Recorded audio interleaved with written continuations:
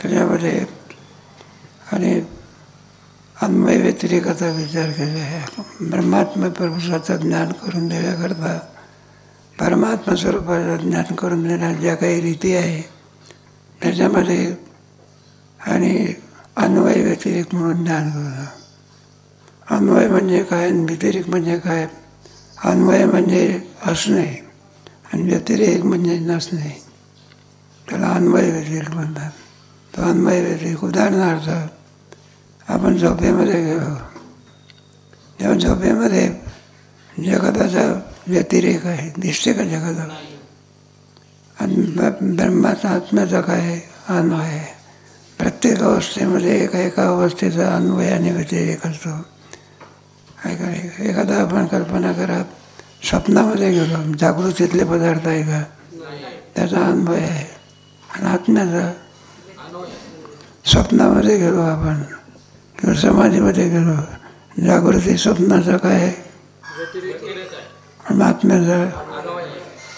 कारण आत्मा व्यापक आहे ना कोणत्याही अवस्थेत. मग आत्म्याचा आणि उपाधीचा काय व्यतिरेक आहे. आणि त्या उपाधीमध्ये परमात्माच असतो. त्याला याचा श्लोक आलेला आहे ना, त्याच्यामध्ये आणि तुमच्या याचा विचार केलेला आहे. तेव्हा तो विचार कोणता आहे? 7व्या अध्यायापासून आणि त्या विचाराला सुरुवात होते. 7व्या अध्यायामध्ये भगवंताने आणखी अर्जुनाला सांगितलं, म्हणलं बाबा तुझा योग युक्त झालेला आहे. समग्रम माम यथा ज्ञास्यसि तत्शृणु. विज्ञान म्हणतात. विज्ञान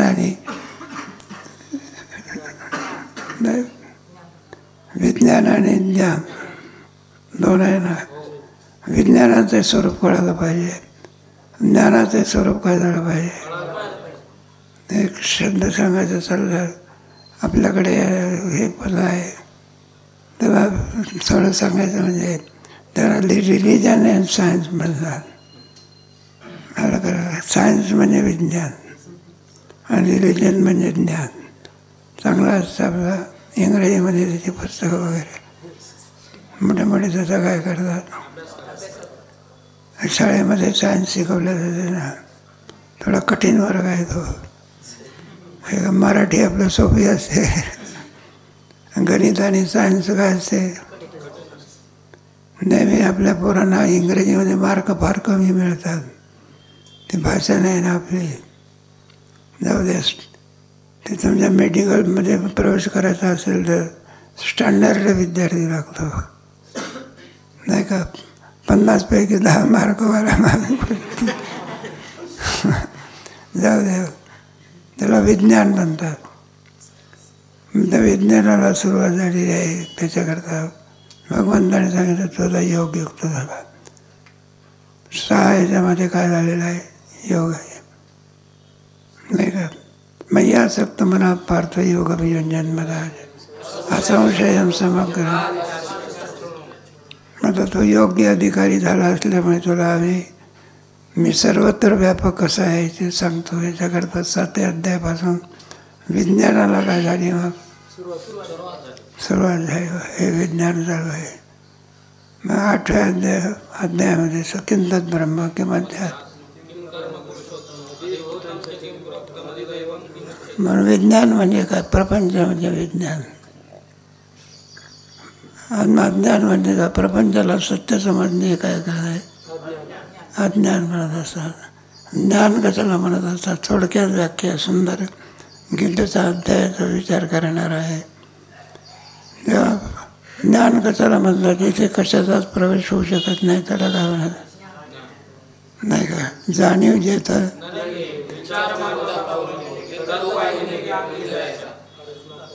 अर्जुना तयार आता त्याचा विचार करायचा. म्हणजे विचारामध्ये टिकत नाही त्याला काय म्हणायचं? प्रपंच. विचार होता निरसले प्रपंच. अज्ञान हरपे विज्ञान करपे ज्ञान ते स्वरूप. विनय सांगता याचे बोल नाही. मग काय भगवान काय भगवद्गीतेमध्ये अर्जुनाला कळलं मरेपर्यंत काय ज्ञान सांगत होता. संशय निवृत्त झाला, शोक गेला, ज्ञानाचं काम काय झालं. नष्टो हा स्मृती लब्धा तत्परता स्मितस्मी होत संदेह करेशी योजनांत. मला विज्ञानाचा विचाराचा पडत असतात.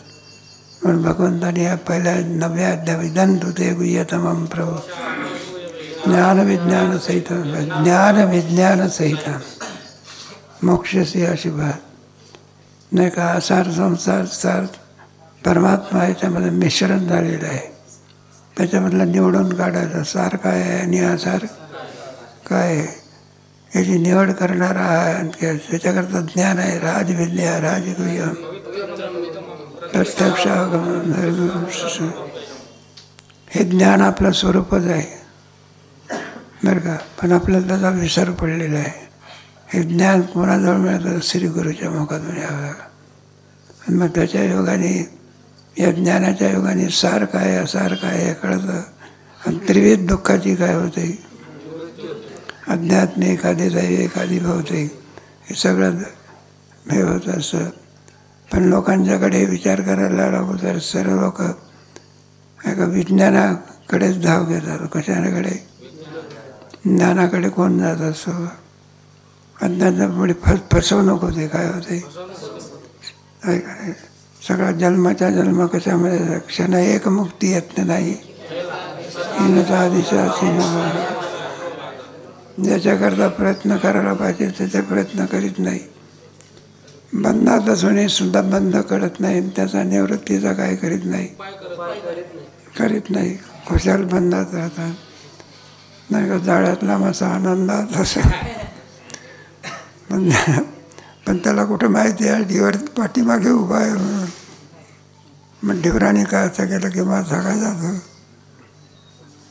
मग तसे तुम्ही आम्ही सगळे कशात पडलेलं जाळ्यात पडलेला ना बंधात पडलेला. पण आपल्याला जाणीव नाही. खुशाल माणसं आनंदामध्ये असतात.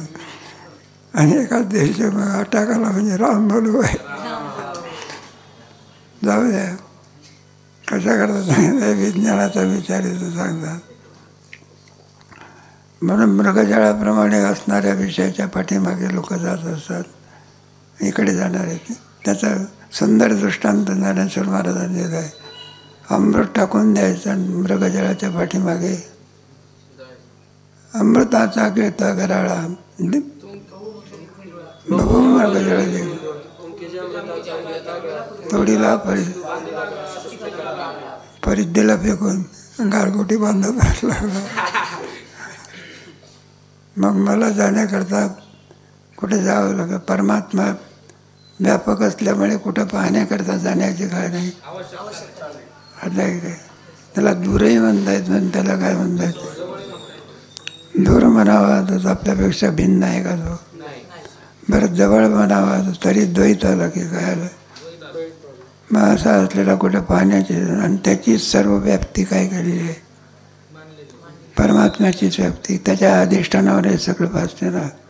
अध्यस्थ पदार्थामध्ये कोणाची व्याप्ती असते अधिष्ठानाची. कोणीतरी आहे ना. कारण सगळ्याचा निराश केलेला सर्व हे कोणावर भासतं नाही काय. हे जे जगत आहे उत्पन्न होते लयाला जाते. मग असं असल्या प्रकारचं जे जगत आहे त्याला अधिष्ठान कोण. भ्रमाला सुद्धा काय पाहिजे निरधिष्ठानो कुतो भ्रमा. दोरीच नाही तर सर्व भासेल. शिंपला नाही तर याच्यात दिसेल. मग त्याला काय आहे अधिष्ठानाचा. आणि त्या अधिष्ठानाची व्याप्ती कशामध्ये असते सगळ्या अध्यस्थ पदार्थात. जगत हे वेदांतशास्त्रामध्ये अध्यस्थ आहे. त्याला मिथ्या असं म्हणतात. अध्यस्थ याचा अर्थ न दिसणे असं नाही नाच होणे असं नाही. मग दिसत असूनही सुद्धा ती तिथे नाही असं समजणे. दोरीवरतीच सर्प दिसत असून सुद्धा काय समजणे दिसते काला सुद्धा आहे का तिथे पूर्वी होता का. बरं ज्ञान झाल्यानंतर होता का. तिन्ही कालामध्येच सर्पाचा काय नाही काय माझं त्यालाच मला अध्यास्त असं माझं. आणि अध्यास्त पदार्थामध्ये अधिष्ठानाची काय असते? व्याप्ती असते. मया तदमिदं सर्वं जगत् मस्तानि सर्वभूतानि न च. म्हणून सर्व जगच्या यावत पदार्थामध्ये कोणाची व्याप्ती आहे? आत हरी बाहेर हरी हरीने घरे. बाहेरही कोण आहे? नातही कोण आहे? नाही का? तिन्ही याच्यामध्ये आधी मध्य अंती. मया तदमिदं सर्वं जगत् व्यक्त मस्तानि सर्वभूतानि सर्व. आणि त्याच्यावरचे अलंकाराचे दृष्टांत जे आहे त्याच्यामध्ये सत्य काय आणि असत्य काय. म्हणजे भाष्य कसा? हे पहा, अलंकारामध्ये सर्व कोण आहे? सोन्याचा अलंकार आहे का? अलंकारात काय आहे? सोन्यामध्ये अलंकार आहे का? तसं सर्व पदार्थामध्ये कोण आहे? परमात्माच आहे. परमात्म्यात जगत आहे का? आणि नचमस्त आणि मग माझ्या ठिकाणी भूत आहे का? भूतामध्ये कोण आहे? माझ्या ठिकाणी काय आहे? मया तमी नचमस्त आणि भूतानी भूतपुण्यच भूतस्व महात्मा. म्हणून हे पहा, सर्व जगच्या यावत पदार्थामध्ये परमात्म्याची काय आहे? पण परमात्म्याच्या ठिकाणी जगताचा त्रैकालिक काय आहे? अत्यंत आहे.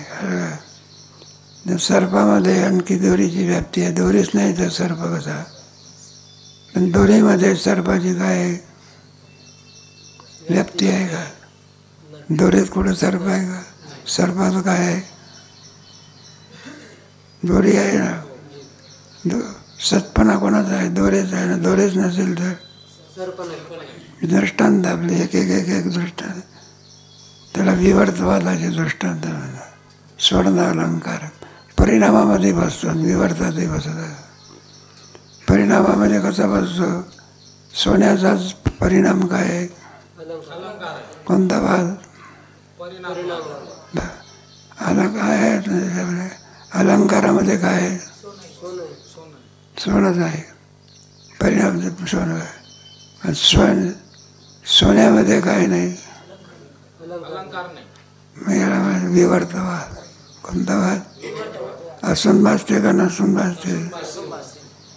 विवर्त जगत कारणाचे वाद सांगितलेले आहे ना. त्याच्यामध्ये कोणाचा कोणता वाद, कोणाचा कोणता वाद? वेदांताचा अजातवाद आहे आणि दुसरा विवर्तवाद आहे. अजातवाद म्हणजे वस्तूचा त्रैकालिक अत्यंत आहे. त्याच्याकरता हे दृष्टांत. वंद्यपुत्राचा कोणता अभाव आहे? विवर्तवाद नाही, अजातवाद आहे. विवर्तवाद म्हटलं दिसला पाहिजे की, आणि दिसला असलं त्याला वंद्यपुत्र म्हणतात. वंद्याच्या बाईला कुठं पोरगा होत असतो? वंद्याचा कुठं पोरगा? त्याचं अस्तित्व नाम मात्र आहे. काय दिसायला आहे का त्याच्यावर? आणि दिसत असेल तर वंद्याचा पुत्र म्हणता येईल का? नाही काय? म्हणजे अर्थी अजातवाद म्हणतात त्याला. कोणता वाद? बागुलवा, वंद्यापुत्र, शशशृंग वगैरे सगळे. एखादं तुमचं कल्पना वासरू असेल, त्याला आज नाही पण उद्या त्याला शिंग फुटल्याशिवाय राहणार नाही. गाढवाला कुठं बसून शिंग फुटत असतात का? म्हणून सांगायचं. म्हणून सगळ्या जगतामध्ये व्याप्ती कोणाची आहे? परमात्म्याचीच व्याप्ती आहे. मया ततमिदं. कोणत्या रूपाने आणखी आहे? ती अव्यक्त रूप आहे. म्हणून परमात्म्याची दोन रूपं, व्यक्त आणि हे तोचीने प्रांत. व्यक्ती पाहिजे, अव्यक्त, अव्यक्त योगी 12व्या अध्यायामध्ये. आणि अव्यक्तातूनच परमात्मा कुठे येत असतो? व्यक्त स्वरूप. अव्यक्त स्वरूप म्हणजे निर्गुण स्वरूप, व्यक्त स्वरूप म्हणजे सगुण स्वरूप. आता पुढे आहे की सगुणाला कशा करता बरोबर बसायचा असतो, उगीचाच येत असतो का आपला त्याच्याकरता धावा असतो.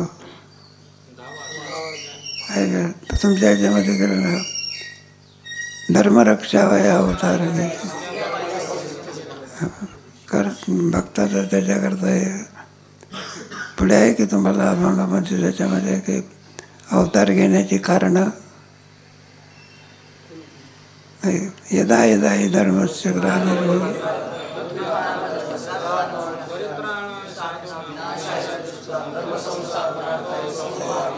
याच्यावर सुद्धा आक्षेप येत असतो. जाऊ दे म्हणलं, धर्माचं रक्षण करण्याकरता तुम्ही काय करता, येता अवतार घेता तुम्ही. आणि ऐकलं काय, मग कारणाला अनुसरून तुम्ही काय घेता, धर्माचं. मग धर्माच्या रक्षणाकरताच कशा करता यायचं, अवताराला यायचं. कारण कोणतं, धर्म. आणि भक्तांनी जर दावा केला तर यायला काय हरकत आहे, येतो ना परमात्मा. भक्ताच्या करता दावी रूप माझं गोपिका रमणा नळीवाचा. भक्ताचा आग्रह असतो ते धर्माचं रक्षण बिक्षण बाजूला ठेवा. मग काय करायचं ना, आमच्याकरता तो काय झाला पाहिजे, आलाच पाहिजे. ते धर्माचं रक्षण मग नंतर किंवा धर्माचं रक्षण आम्ही करून टाकू. आमच्या भक्तीकरता तुझी कोणाची काय आवश्यकता आहे ना. आम्ही म्हणलं ते सामान्याचा त्याग केला का मोक्षपद येईल. कशा करता काय करणे, भक्तिरस सेवन करणे, निधी विराकार हो त्याची. मग तुला एकदा आलं ना आमच्याकडे, मग तुला तसंच उभा करणार, पुन्हा तुला जाऊ देत नाही. नेदू निराकार तुका म्हणे द्याई ती पावल्यांची विठेवरी झालेलं आहे. मग सर्व ज्याच्या या पदार्थामध्ये अधिष्ठानाची व्याप्ती असते. म्हणजे चित्रविचित्र जगतामध्ये जरी जगत दिसत असलं, त्याला कोणी ना कोणीतरी स्थिर तत्व असलं, त्याच्याशिवाय अस्थिर हे जगत दिसू कसं शकते. म्हणजे याचे पद मया ततमिदम जगद व्यक्त मूर्तिदम असतानी सर्वभूतानी नचमस्तानी भूतानी. याला अन्वय व्यतिरेक म्हणून सांगितलं. परमात्मा स्वरूपाच्या ठिकाणी जगताचा व्यतिरेक आहे. म्हणून तर काय होत असतं व्यतिरेक आणि अन्वय. अन्वय म्हणजे प्रत्येक पदार्थामध्ये भगवंताची काय व्याप्ती आहे की दृष्टांताने आपण लावायचं. कोणत्या अन्वय म्हणजे त्याचं अस्तित्व असते, त्याला अन्वय असं म्हणत असतं. आणि व्यतिरेक म्हणजे तुम्हाला गेलं की नाचत विद्यते भाव ना भाव. ज्याचा त्रयकाली बाद होऊ शकत नाही त्याला सत म्हणायचं, आणि ज्याचा बाद होतो त्याला काय म्हणायचं. म्हणजे जगत कसं आहे, सगळी बाद योग्य आहे. एकदा ब्रह्मज्ञान झालं की जगताचा काय होतं, कोणाच्या ज्ञानाने मग ब्रह्माचा बाद कोणापासून होतं, ब्रह्माचा बाद कोणापासून होतं. बाद होत असेल तर त्याला सत म्हणता येणार. जे सत आहे ते चिद्रूप आहे, जे चिद्रूप सत आहे तेच ब्रह्मरूप आहे. नाचत्व विद्यते भावतीचं म्हटलेलं आहे. त्याच्या म्हणून बिजाय मया ततमिदम सर्व जगद व्यक्त मूर्तीला. माझे या विस्तारलेपणाचे निधावे जगती. मला कुठे शोधण्याची आवश्यकता नाही. माझी या विस्तारलेपणाचे सगळा विस्तार कोणाचा आहे, माझाच आहे की. अनेक जरी आणखी मडकी किंवा गट दिसत असले तरी त्या सर्व गटामध्ये कोणाचा विस्तार आहे, मातीचाच विस्तार. त्याला पाहण्याची काय नाही. मस्त म्हणजे विस्ताराकरता बरं काय मायेचा अंगीकार केला आहे. कोणाचा, एखादा तूप असते, तुपाचा दृष्टांत दिला बा. आणि ते तुपात थिजलेलं तुपात काय होते, उष्णता लागली म्हणजे जसे दूध मिळाले त्याची त्याचा विस्तार होत असतो. त्याप्रमाणे मी मायेचा अंगीकार केला म्हणजे जगाच्या रूपाने काय होतं. पण जगतामध्ये कोण नाही, जगतामध्ये कोण नाही.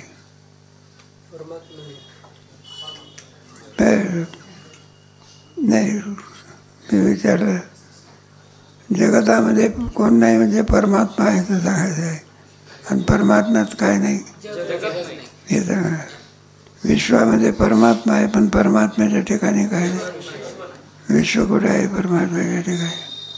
मग विश्व भासते कसं? कल्पने. जे कल्पना लोपी भ्रमसेन कमल तत्व विचार आहे ना. कल्पनेमुळे जगत. कल्पना जर का काढून टाकली आपण, सगळं कोण भरलेला आहे? सगळा व्यापक. कल्पना मात्रमिदं जगत. कल्पना जर बाजूला सगळ्यात यावत पदार्थामध्ये कोणाची व्याप्ती आहे? सगळी कल्पनेमुळे. कल्पनेमुळे आणखी परमात्मा स्वरूपाच्या ठिकाणी जगताचा भास होता. आणि तेच कल्पना निवाली तर एक दंडायमान कोण आहे? परमात्माच आहे. मग जगताचा विचार करा. जगताला कोण कारणीभूत? माया आहे. भगवंताने मायेचा अंगीकार केला. तुमच्या 9व्या अध्यायामध्ये आहे ना, नचमस्तानी भूतानी पश्चिमे योग पुढचा मयाध्यक्षेन प्रकृती स्वे हेतुदानेन कमते जग. मयाध्यक्षेन मी मायेचा अंगीकार केला म्हणजे विश्व काय होतं? निर्माण होतं. पण या विश्वामध्ये मी नाही, निमित्त मात्र सुद्धा कोण नाही. मी मात्र त्याच्यामध्ये नाही. माझ्यापासून भूतेना माझ्या आणि भूतेना माझ्या ठाई, भूतेना माझ्या ठाई आणि भूता माझी हा आमचा ऐश्वर्य योग. म्हणून 9व्या अध्यायामध्ये भगवंताने कोणता आपला ऐश्वर्य काय केला? हा आमचा ऐश्वर्य सांगितलं काही लाग भूतभेदाचा असेल म्हणलं. या ठिकाणी काही भूतभेदाचा म्हणजे आहे का म्हणायला लागलं. या ठिकाणी कोणत्याही प्रकारे याचा काय नाही. माझी अविस्तारली पुणाचे निनावे ज्याची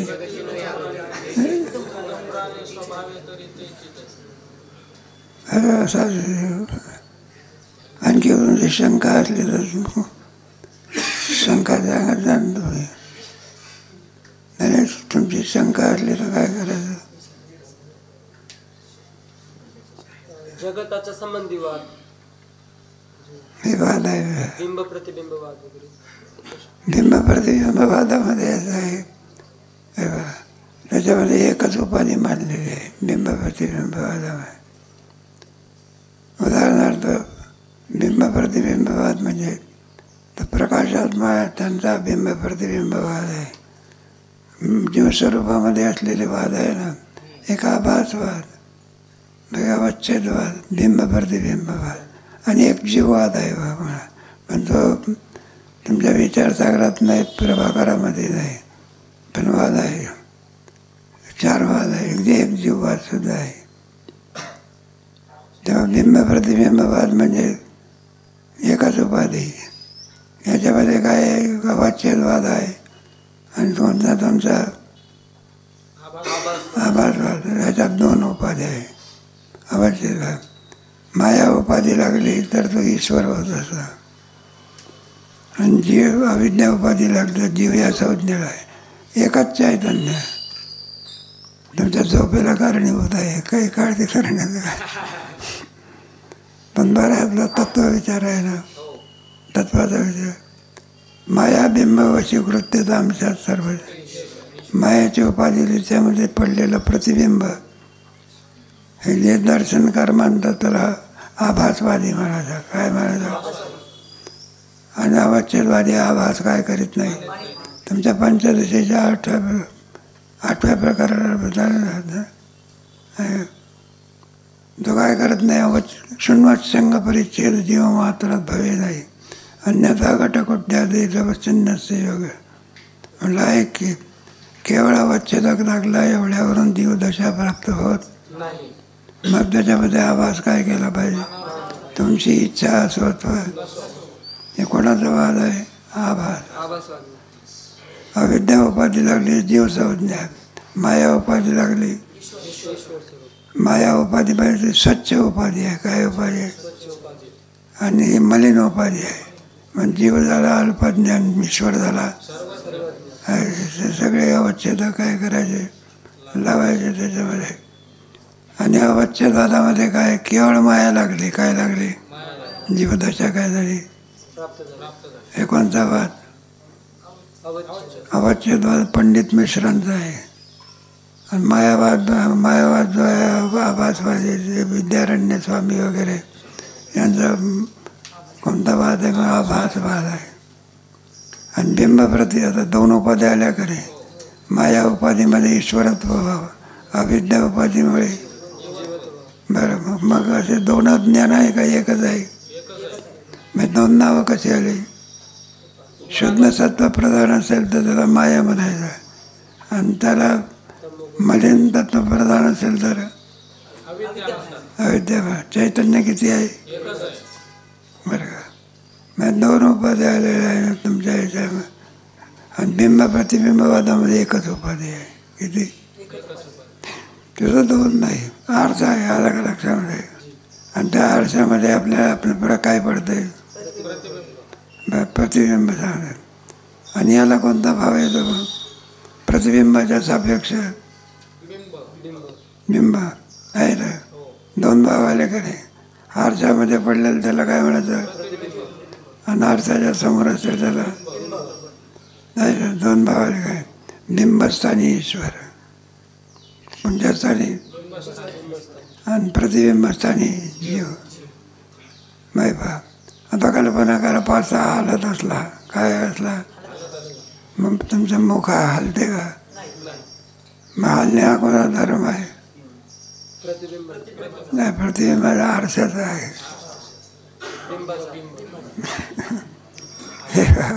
हलणे हा धर्म. तुमचं मुखही हालत नाही. आणि त्याच्यामध्ये हलणे हा धर्म कोणाचा आहे. आरशाचा आहे. आणि लागला कोणावर ते प्रतिबिंब कुठं हालत असते होय. त्याची सिद्धीच होत नाही. आणि ते आलेले बरं का. एखादा आरसा मलिन असला लाल असला तर तो धर्म कोणावर जातो. बिंबावर येतो का. हे पाहतो मी आरशात पाहून राहिलो. असा आरसा केला तर प्रतिबिंब काय होतं. हलते. बिंब जसाच्या तसंच आहे. हे सगळे आहे का लक्षात. फुटका अमका धमका हे सगळे धर्म कोणाचे आहे. आणि कोणावर लागले आहे का लगा. प्रतिबिंब त्याच्यावर. आणि बिंब जसाच्या सगळे धर्म ईश्वर भाव आणि जीवभाव 2. गोष्ट बिष्ट सांगायची झाली म्हणजे तुम्हाला माहिती आहे म्हणा. पण सांगितली तर अधिक हे होत असते. कोणतरी जावई बुवा सासूरवाडीला जायचं होतं. काय दिवाळचं नाव जायचं. नटून थटून गेला की मित्राला घेऊन गेला. आणि तिथं दिवाणखान्यामध्ये मोठे मोठे काय होते. इथं मोठा आरसा होता. हाताने काढून टाकला म्हणा. आणि मग ते जावई बुवा दिवाणखान्यामध्ये आरसे मित्र. मग आपल्या आरशामध्ये बघण्याकरता काय केस बीस बघण्याकरता काय. आणि त्याच्यामध्ये ते 2 आरसे. मग आता मित्र एका आरशामध्ये पाहतो. जावई भाऊ एका आरशामध्ये. त्या आरशामध्ये काय व्हायचं. जावई भाऊ पाहायला लागले तर नाक बसकं घेतलं. काय घेतला. त्यांनी कोणाकडे पाहिलं. मित्राकडे पाहिलं. त्याचं नारळ कसं घेतलं. सरळ घेतलं. आणि जो राग आला त्याला म्हणला काय मूर्ख अर्थ आहे. माझं नाक काय दाखवतं. आणि चांगला हात राहावं तसं नाक काय दाखवलं. तर म्हणला हे होता वाईट हात अर्धा सासूबाईने आणून ठेवला, फोडून टाकला पाहिजे. बाहेर गेला एवढा मोठा दगड आणि कोणाला मारायला. जावई बाबा काय करता काय करता, काय म्हणला एवढा मूर्ख अर्थ घेऊन आले तुम्ही. आमच्या मित्राचा अर्थ बघा म्हणला किती चांगला आहे. मग शहाण्या माणसाला सांगितलं, हे बघ ते बसकं नाक दाखवणं ऐका लक्षामध्ये. माझा अर्थाचे दाखवत असतो हे काय दाखवत असतो. आरशातलं नाक बसका आहे का तुझं नाक बसका आहे. त्याचा धर्म कोणावर गेला, आरशावर गेला. म्हणून हे सगळे उपाधीचे धर्म आहे. कोणाचे उपाधी, आणि ते धर्म कोणावर जात असतात, ईश्वरावर जात असतात, जीवावर जात असतात. आहे ना, म्हणतं बिंब प्रतिबिंबाचा वाद आहे. ते धर्म आहे मुळामध्ये कोणाचे आरशाचे अर्थ हालते म्हणून आमचे कोणावर प्रतिबिंबावर जाते ना ते धर्म आहे. दृष्टांत आपल्या देशातला दृष्टांत काय केलेला आहे असं आहे. त्याची प्रतिक्रिया दाखवली. आरशामध्ये मुख नाही, काय नाही. कशावर होणं म्हणजे वेदांताची प्रक्रिया असते. कोणत्याही गोष्टीचं ज्ञान होण्याकरता आपली अंतःकरणाची वृत्ती नेत्रेंद्रियद्वारा जाऊन विषयापर्यंत जावी लागते. कुठे असं आहे. विषयाचा आणि इंद्रियाचा संबंध आल्याशिवाय प्रत्यक्ष होऊ शकत. दृष्टांत असतात. आता ज्या विषयांतर होते. तुम्हाला चौथ्या तरंगामध्ये दोन अज्ञान काय केलं पाहिजे, मानलंच पाहिजे. त्याच्याकरता आणखी दृष्टांत कोणीतरी मुलगा आणि त्याचे वडील, आणि वडील पत्ते खेळत होता, काय खेळत होता. आणि पुढे जेवायची वेळ आली. त्याच्या आईने सांगितलं, म्हटलं जा तुझ्या वडिलाला काय कर. मग तो वडिलाकडे गेला बोलवण्याकरता. हा पत्ते खेळण्यात गुंग झाले. म्हटलं बाबा तुम्हाला तुमची मिसेस जेवण्याकरता काय करते, बोलवते. पण हा कुठं आहे का असा पाहतो आपला, पुन्हा होई म्हणत नाही काय म्हणत नाही. मग पुढे मुलगा आपला उभाच राहत असतो. पुढे याचं पत्ते खेळणं काय झालं. आणि मग विचारतो बाळू केव्हा आला होता. आणि आतापर्यंत काय भूतो आतापर्यंत वृत्तीचा काय नव्हता. वृत्ती कुठं गुंतलेली ती. आता वृत्तीचा काय आला. मग वृत्ती आणि विषय एक देश स्थित होतो तेव्हा प्रत्यक्ष होतात. मग वृत्तीचा काय यावा लागतो. वृत्तीचा संबंध नसेल तरी येऊ शकत. मग आता आरशामध्ये काय असते, आपल्या वृत्तीचा संबंध येत नाही. ती वृत्ती विषय करण्याकरता जाते. नेत्रेंद्रियाद्वारा काय होते ती काय करायचं. कोणतंही ज्ञान पाहण्याचं काम कोणता अवयव करत असते. मग तिच्या वेळेला वृत्ती कोणाकडून जात असते, नेत्रेंद्रियाद्वारा. प्रत्येक ह्याच्याकडे ऐकायला येते त्यावेळेला वृत्ती कोणाच्याद्वारा जाते, त्याला श्रवणेंद्रिय म्हणायचं आहे. आपल्याला पदार्थ गोड लागत असतो त्यावेळेला वृत्ती कोणाच्याद्वारा जाते. रसनेंद्रियाचा संबंध आला तर गोडी लागते, नाही तर संबंध नसेल तर संबंध यावा लागत असतो. मग तर वृत्ती जिथपर्यंत गेली कुठे आहे ना. आणि पुढे आरशामध्ये गेल्यानंतर काय झालेलं आहे, स्वच्छ आरसा असल्यामुळे वृत्ती परतली. काय झाली, अशी परतली. आणि तिने परतल्यानंतर कोणाला बघायला लागली, आपल्या मुखालाच बघायला लागली. कशाला, ती वृत्ती अशी केली अशी परतली. मग आणि आपल्याला भ्रम असा होत असतो, काय होत असतो की आरशामध्ये काय आहे, मुख आहे. वास्तविक वृत्तीने कोणाला विषय केला, याच गेला. आणि भ्रम कोणता झाला, आरशामध्ये काय आहे, आरशात मुख आहे का, पण भ्रम आहे ना आपला कोणता आहे, वृत्तीने. मग तसंच आहे, सगळ्या ठिकाणी असंच लावायचं. एखाद्या विषयामध्ये कुठं सुख आहे का? का स्वतः सुखाला वृत्ती काय करत असते? विषय म्हणून तर सुख नाही कुठेही. बरी हे कोणाची प्रक्रिया आहे? बिंब प्रतिबिंबवादाची. मग त्याच्यामध्ये उपाधी बिंबस्थानी ईश्वर, प्रतिबिंबस्थानी जीव. सगळे आरसाचे धर्म कोणावरते? प्रतिबिंबावरते. बिंबाशी त्याचा काही संबंध आहे का? आरशामध्ये पडलेलं मुख, आरसा जर पिवळा असेल तर मुखही काय दिसते? आरसा जर हालत असेल तर प्रतिबिंब काय होते? आणि बिंब मुख जसंच आहे. कोणता वाद आहे हा? बिंब प्रतिबिंब. आभासवाद. पुढे अवच्छेदवाद. तिसरा कोणता? बिंब प्रतिबिंब. आणि पुन्हा एक जीववाद आहे. हे सगळे याचे जे आहेत ते सर्व जे जीवामध्ये कोणत्याही प्रकारे भेद नसून जीव किती आहे? एकच आहे असं त्यांच्यामध्ये वाद. जीवाच्या बाबतीमध्ये एकत्व आहे का अनेकत्व आहे? आहे. सगळे दुनियाच्यामध्ये शरीर आहे तेवढे आपण जीव मानलं. त्यांच्या वादामध्ये असं आहे, शरीर भरपूर आहे. किती? पण सर्व शरीरामध्ये असलेला जीव किती आहे? प्रत्येक शरीराला एक एक जीव नाही. म्हणजे जीव किती आहे? त्याला एक जीववाद म्हणतात. पण तो फारसा काही कोणत्या याच्यामध्ये नाही.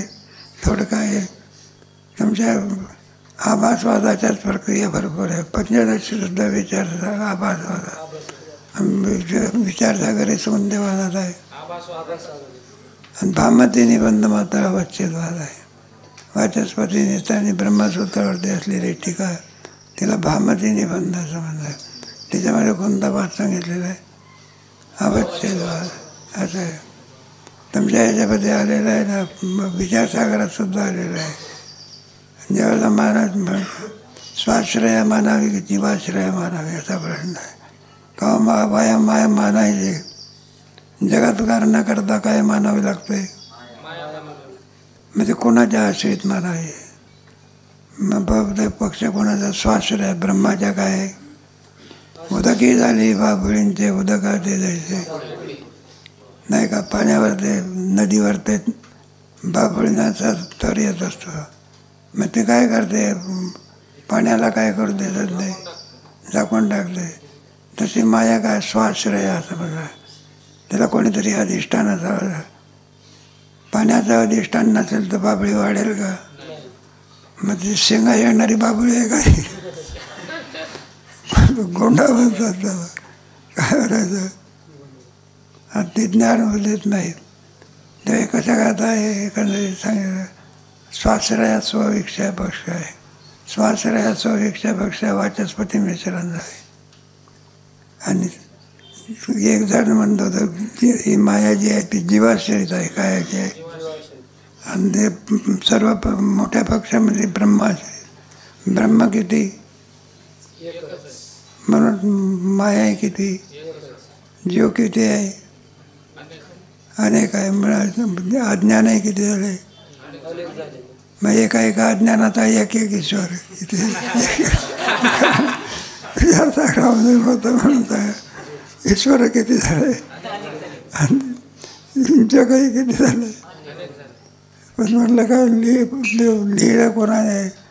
वाचस्पती लिहिलं रे.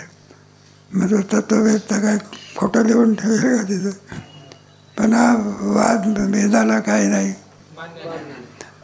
मान्य नाही. म्हणून ईश्वर किती आहे? एकच. आणि म्हणून माया स्वाश्रया स्वविषय पक्ष त्याच्यापेक्षा काय? तर मला जर प्रक्रिया सोडवायची असेल तर वाचस्पती मिश्राच्या यांनी जरी सोडवली तरी आमचं नाही. अद्वैतवाद स्वीकारला म्हणजे संपलं. कोणत्याही दिंडीच्या सोबत जा, पंढरपुरात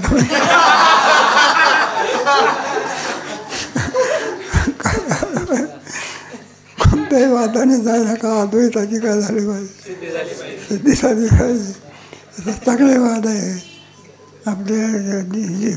ईश्वरवाद, जीववाद, ब्रह्मवाद, अज्ञानवाद, जगतवाद चांगला आहे. सदा विचार आहे सत्वाद नाही का. ब्रह्म जीवदशेला आले तुमच्या पंचदशीच्या 10व्या प्रकरणामध्ये आहे का. म्हणलं कसं आहे. अद्वयानंद रूपस्य सद्वयांच्या दुःखिता नाही पहिला श्लोक आहे नुसार. परमात्मा अद्वयानंद पूर्वपरम स्वमाया स्वयमेव जगद्भूत्वा परमे. कोणीच नव्हतं का. परमात्मा अद्वयानंद पूर्वम मायेचा विग्रह लागण्याच्या पूर्वी कोण होता. परमात्माचा अद्वयानंद रूपस्य परमात्मा अद्वयानंद पूर्ण स्वमा स्वयमेव प्रविशत.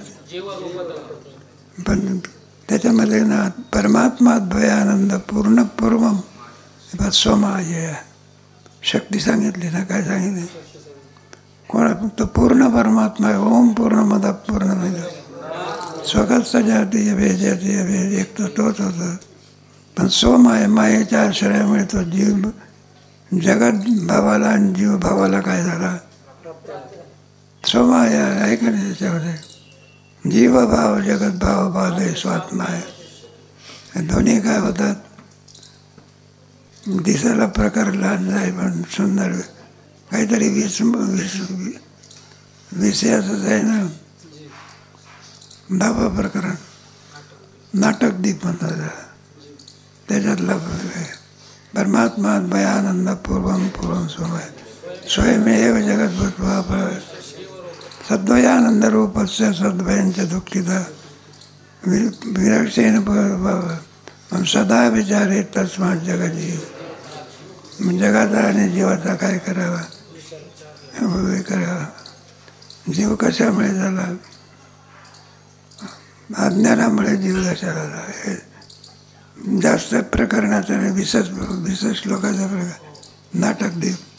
त्या नाटकाचं सर्व जो प्रकाशन करतो म्हणून त्याला दिव्याच्या स्थानी परमात्मा स्वरूप घेतलेलं आहे. हे आपलं तर अद्वयानं आपलं झालं ना. काय मया तमिदं सर्वं मस्तानी सर्वभूतानी नचा. हे सर्वच्या सर्व आमच्या ठिकाणी आमची सगळ्यामध्ये त्याला अन्वय असं म्हणायचं. आणि व्यतिरेक म्हणजे ज्याच्या ठिकाणी जे नाही ते दिसणं त्याला काय अन्वयाने. एखादा अभंग सोडवायचा असला तर मला सत्यज्ञानानंद गगनाचे प्रवाह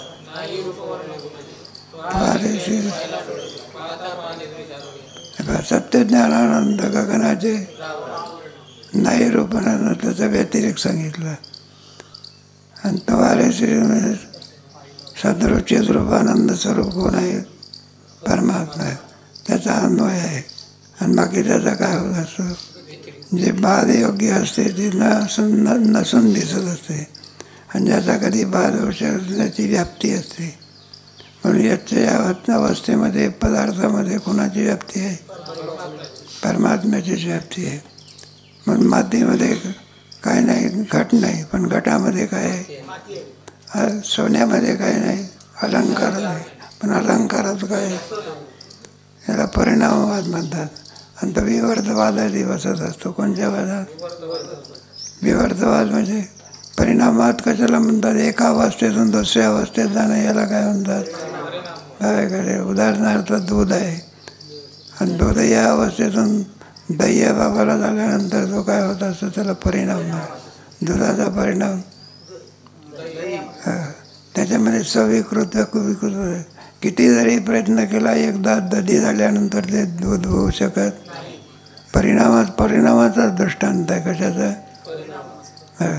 सुंदर दृष्टांत पाहायचा म्हटल्यानंतर सोन्याचा अलंकार आहे का. सोन्याचा अलंकार परिणामवाद आहे का. पुन्हा आणखी काय होत असते. सोनं जरी आणखी त्याच्यात असलं तरी पण सुद्धा पुन्हा सोन्याच्या अलंकाराची आठवणी केली तर काय होते. म्हणजे काय अलंकाराच्या पूर्वी कोण आहे. बरं अलंकारात कोण आहे. आणि अलंकार जरी न आकार जरी गेला तरी काय म्हणून सुरू होतं. म्हणजे जगदोत्पत्तीच्या पूर्वी कोण आहे. जगातही कोण आहे? आणि जगत नष्ट झालं तरी परमात्म्याचा काय अन्वय आहे? आणि जगताचा काय आहे? कोणत्याही मया तत्त्वमिदं. ज्यावेळेला जगत नाही त्यावेळेला परमात्म्याचा अभाव आहे की ते आहेच परमात्मा नाही काय? भूतोत्पत्ती पूर्वी भूमास त्रिपुटी वर्जनात तुमच्या गेलेल्या भूतोत्पत्ती पाहिजे अद्वयानंद रूपाच्या प्रकरणामध्ये भूतोत्पत्तीपूर्वी भूतोत्पत्तीच्या पूर्वी म्हणजे भूत उत्पन्नाच्या पूर्वी कोण होता? नाही, भूतोत्पत्तीपूर्वी भूमा त्रिपुटी वर्जनात त्रिपुटी नव्हती. बरे ज्या वेळेला त्रिपुटी असते ना त्यावेळेलाच नसते, त्यावेळेला परमात्माच असतो. असेल तुमचा परमात्मा पूर्ण सुंदर विवेकाच्या ज्यामुळे मग परमात्मा जरी पूर्ण असे पण आनंद रूप कशावरून आहे? योगही भूमा नाल्पे सुखमय. पूर्ण असते तेच कसे असते? आनंद स्वरूप असते. अपूर्णामध्ये काय नाही आहे का नाही? द्वैतामध्ये कुठं सुख आहे का? असं पंचदशी घेऊ आपले थोडंसं हे झाल्यानंतर 2-3 याचे काय करू पंचदशीची 2-4 दिवसात उजळणी करून 14-15 2च प्रकरण आहेत आपल्याकडे. पण आपले हे होऊ द्या की मया तत्त्वमिदं सर्वं जगत् मस्तानि सर्वभूतानि न चाहं. बरं पुढचं व्याख्या आपल्याला काय प्रवचनाचा श्लोक थोडं गेलं पाहिजे. दुसरा श्लोक घेऊन नाही 2-4 दिवसात 2 श्लोक काय करू पुन्हा आपल्या करून टाकू. पंचदशी आपल्या हे अभंगाई थोडी उजळणी करून टाकू. थोडं आपल्याला जायचं. मग इथेच थांबा.